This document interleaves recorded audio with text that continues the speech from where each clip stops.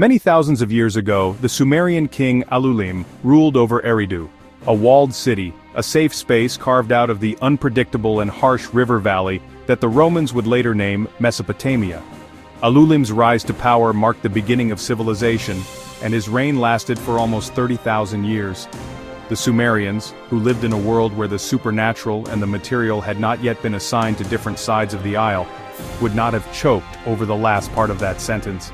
On the other hand, they would have found Alulim's placement at the beginning of civilization extremely hard to swallow.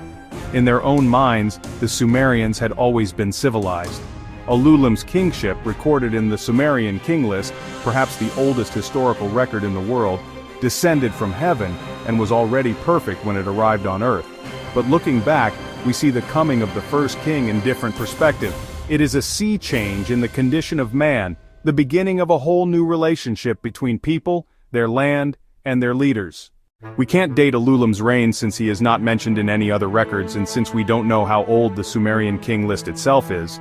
The list was set down on clay tablets sometime after 2100 BC, but it undoubtedly preserves a much older tradition. More than that, the chronology given by the Sumerian king list doesn't exactly match the past as we know it. After kingship had descended from heaven, the king list tells us, Alulim reigned 28,000 years as king. His heir, Alalgar, reigned 36,000 years. The length of these reigns may suggest that both of these kings are actually demigods, drawn from mythology rather than history, or perhaps simply that Alulim and his heir ruled for a very long time. According to the Sumerians, 8 kings ruled before the enormous catastrophe of Sumerian history occurred and the flood swept over the land. Each reign lasted for a multiple of 3,600 years, which suggests that the king list involves a kind of reckoning we don't understand. What we can do is place the first Sumerian king in the distant past. Whenever he reigned, Alulim lived in a land probably quite different from the Mesopotamia we know today, with its familiar 2 rivers, the Tigris and the Euphrates, running into the Persian Gulf. Geologists tell us that, just before the beginning of history, the date 11,000 BC, although far from precise, gives us a reference point, ice spread down from the polar caps far to the south, down almost to the Mediterranean Sea. With so much water contained in ice, the oceans and seas were lower. The northern end of the Gulf itself was probably a plain with streams running through it, and the ocean lapped up against a shore that lay roughly level with modern Qatar. As the climate began to warm and the ice caps began to melt, a process that geologists assign to the 5,000 years between 11,000 and 6,000 BC, the ocean crept up past Qatar, past the modern territory of Bahrain. By 6,000 BC, Britain, previously a peninsula jutting off from Europe, had become an island, and the shore of the Persian Gulf had crept up to the southern border of Kuwait. The plain that lay to its north was watered not by 2 rivers, but by a whole complex of powerful streams, their paths still visible in satellite photos.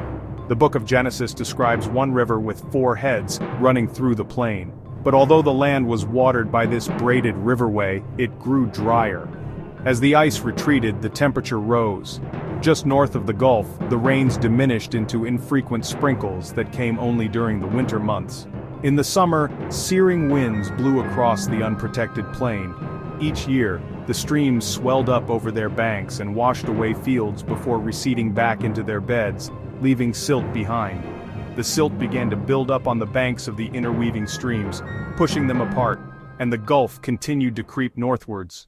The people who lived on the southern plain, closest to the Gulf, scratched for survival in a shifting and unpredictable landscape. Once a year, far too much water covered their fields. As soon as the flood subsided, the ground dried hard. They had no stone, no forests to provide timber, no wide grasslands, just reeds, which grew along the streams, and plenty of mud. Mud, molded and dried, mixed with reeds and baked, became the foundations of their houses, the bricks that formed their city walls, their pots and dishes. They were people of the earth. The language that these settlers spoke, Sumerian, is apparently unrelated to any other language on earth. But by the time that the Sumerians began to write, their language was peppered with words from another tongue. Sumerian words are built on 1-syllable roots, but dozens of words from the oldest inscriptions have unfamiliar 2-syllable roots.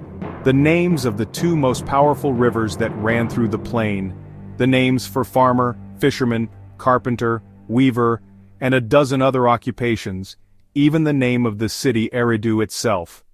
These words are Semitic, and they prove that the Sumerians were not alone on the southern plain. The Semitic words belong to a people whose homeland was south and west of the Mesopotamian plain. Mountains to the north and east of Mesopotamia discouraged wanderers, but traveling up from the Arabian Peninsula, or over from northern Africa, was a much simpler proposition.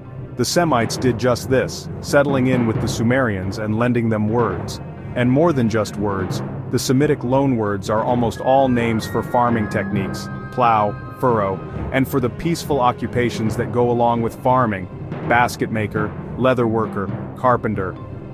The Semites, not the Sumerians, brought these skills to Mesopotamia. So how did the Semites learn how to farm? Probably in gradual stages like the peoples who lived in Europe and farther north. Perhaps as the ice sheets retreated and the herds of meat-providing animals moved north and grew thinner, the hunters who followed these herds gave up the full-time pursuit of meat and instead harvested the wild grains that grew in the warmer plains, shifting residence only when the weather changed, as the native North Americans in modern Canada were still doing when Jacques Cartier showed up. Maybe these former nomads progressed from harvesting wild grain to planting and tending it, and finally gave up traveling altogether in favor of full-time village life. Well-fed men and women produced more babies. Sickles and grinding stones discovered from modern Turkey down to the Nile Valley suggest that as those children grew to adulthood, they left their overpopulated villages and traveled elsewhere, taking their farming skills with them and teaching them to others. Ancient stories add another wrinkle to the tale. As the Semite-influenced Sumerians planted crops around their villages, life became so complicated that they needed a king to help them sort out their difficulties.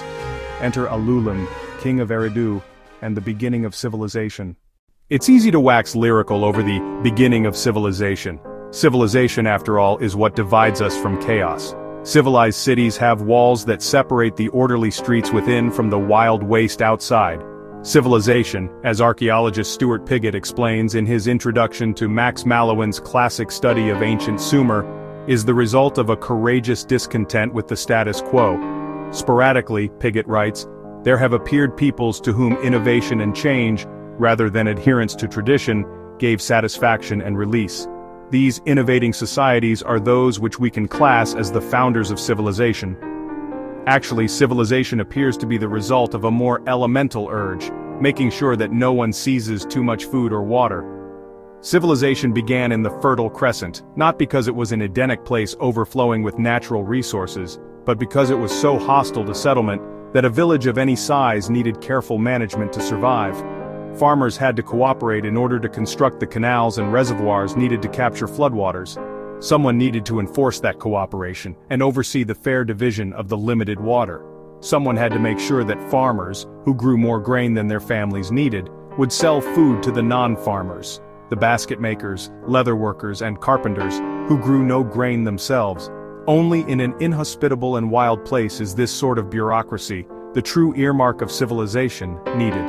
In genuinely fertile places, overflowing with water and food and game and minerals and timber, people generally don't bother. In the Fertile Crescent, as villages grew into cities, more people had to sustain themselves on the same amount of dry land. Strong leadership became more necessary than ever. Human nature being what it is, city leaders needed some means of coercion, armed men who policed their decrees. The leaders had become kings. For the Sumerians, who struggled to survive in a land where water either washed away their fields in floods, or retreated entirely, leaving the crops to bake in the sun, kingship was a gift from the gods. No primordial gardens for the Sumerians. Cities, protected from invading waters and hungry raiders by thick mud brick walls, were man's first and best home. The city of Eridu, where kingship first descended from heaven, reappears in the myths of the Babylonians as the Sumerian Eden, created by the king god Marduk. All the lands were sea, then Eridu was made. Marduk constructed a reed frame on the face of the waters. He created dirt and poured it out by the reed frame. He created mankind. Eridu never disappears, as the Eden of Genesis does. The sacred city stood as the division between the old world of the hunters and gatherers and the new world of civilization, but the hunters and gatherers were not entirely gone. From the earliest days of kingship and the first building of cities, settled farmers quarreled with nomadic herdsmen and shepherds. The fifth king in the Sumerian list is Dumuzi, who is, as the list tells us with an air of faint surprise, a shepherd. That a shepherd who becomes king is a meeting of opposites becomes clear in The Wooing of Inanna, a tale starring Dumuzi and the goddess Inanna. In this story, Dumuzi is not only a shepherd and king, but also has the blood of gods in his veins. Despite his divinity, Inanna finds Dumuzi unworthy. "The shepherd will go to bed with you," exclaims the sun god Utu, but Inanna, who generally bestows her favors without a whole lot of hesitation, objects. "The shepherd. I will not marry the shepherd. His clothes are coarse, his wool is rough. I will marry the farmer. The farmer grows flax for my clothes. The farmer grows barley for my table." Dumuzi persists with his suit. After a fair amount of arguing about whose family is better, he wins entrance to Inanna's bed by offering her fresh milk with cream. She promptly suggests that he plow her damp field. He accepts the invitation. Inanna's preference for the farmer echoes a real tension. As the southern plain grew drier, cities clustered along the riverbanks. But beyond the cities, the desert wastes still served as pasture for sheep and goats, and as the home of nomads who kept the ancient wandering ways alive. Herdsmen and farmers needed each other. Herdsmen provided farmers with meat, fresh milk, and wool in exchange for life-sustaining grain. But mutual need didn't produce mutual respect. City dwellers scoffed at the rustic, unwashed herdsmen. Herdsmen poked fun at the effete and decadent townspeople. In this land of cities and kings, farmers and nomadic wanderers, the first 8 kings of Sumer ruled until catastrophe struck.